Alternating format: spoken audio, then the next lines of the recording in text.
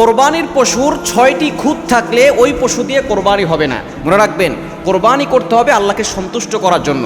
হাবিল কাবিল সর্বপ্রথম কোরবানি করেছিলেন হযরত আদম আলাইহিস সালামের সন্তানরা। হাবিল আল্লাহর জন্য কোরবানি করেছিল, ভালো হৃষ্টপুষ্ট স্বাস্থ্যবান একটা দুম্বা কোরবানি করেছিল, আল্লাহ তাআলা তারটা কবুল করেছিল।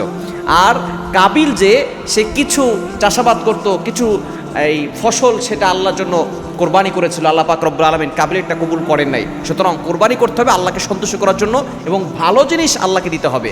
আমরা ৬টি খুঁত যদি পশুর ভিতরে থাকে, সেই পশু দিয়ে কোরবানি করলে কোরবানি হবে না, এ বিষয়ে অবশ্যই সতর্ক থাকতে হবে। নাম্বার 1, 1 নাম্বার হচ্ছে এমন অন্ধ যে কানা পশু সে সামনে যেতে পারে না, যেখানে সে জবাইয়ের স্থান সেখানে সে যেতে পারে না, যদি এমন হয় তাহলে ওই পশু দিয়ে কোরবানি হবে না। নাম্বার 2, দ্বিতীয় নাম্বার হচ্ছে ল্যাংরা, সে পা কেমন যেন 2টা 3টা এভাবে ভেঙে গেছে, অথবা সে হেঁটে যেই জায়গায় তাকে জবাই করা হবে সেইখানে সে যেতে পারছে না, হেঁটে তাকে কেমন যেন উঠিয়ে নিয়ে যাওয়া হচ্ছে, এরকম পশু যদি হয় তাহলে সেই পশু দিয়ে কোরবানি করলে কোরবানি আদায় হবে না। 3 নাম্বার, এমন অসুস্থ কেমন যেন একেবারে পাগল হয়ে গেছে, অথবা এমন রোগা যে তার শরীরের ভিতরে যে হাড্ডি আছে, হাড্ডির ভিতরে কোনো মগজ নাই, একেবারে হ্যাংলা পাতলা, এরপরে এতটা রুগ্ন যে তার ভিতরে কোনো হাড্ডির ভিতরে কোনো মগজ নাই, যার কারণে সে চলতেই পারে না, কোনো কিছুই খেতে পারে না, এরকম যদি হয় তাহলে ওই পশু দিয়ে কোরবানি হবে না।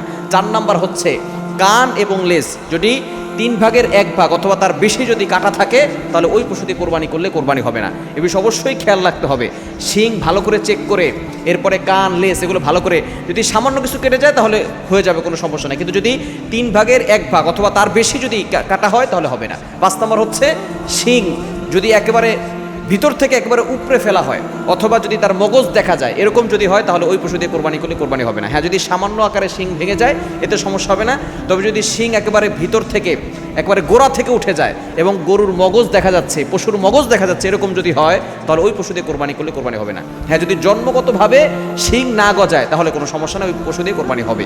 এবং 6 নম্বর হচ্ছে দাঁতহীন পশু, অর্থাৎ এমন পশু যার দাঁত নাই, বয়সের কারণে সকল দাঁত পড়ে গেছে, সে কোনো কিছু চিবিয়ে খেতে পারে না, এমন পশু যে চিবিয়ে খেতে পারে না, ওই পশুতে এমনি রোগা পাতলা, হ্যাংলা পাতলা এবং অসুস্থ।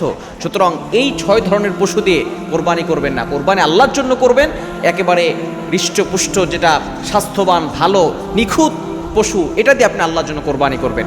আমরা অনেক সময় মসজিদে টাকা দিই, সিরাটা বলে কোনো জায়গায় না চলে সেটা আল্লাহর মোহর মসজিদে চলে, খবরদার এটা কখনো করবেন। আপনি ভালো জিনিসটা আল্লাহর জন্য দান করবেন, ঠিক তদ্রুপভাবে কোরবানিও আপনি ভালোটা দেওয়ার চেষ্টা করবেন ইনশাআল্লাহ।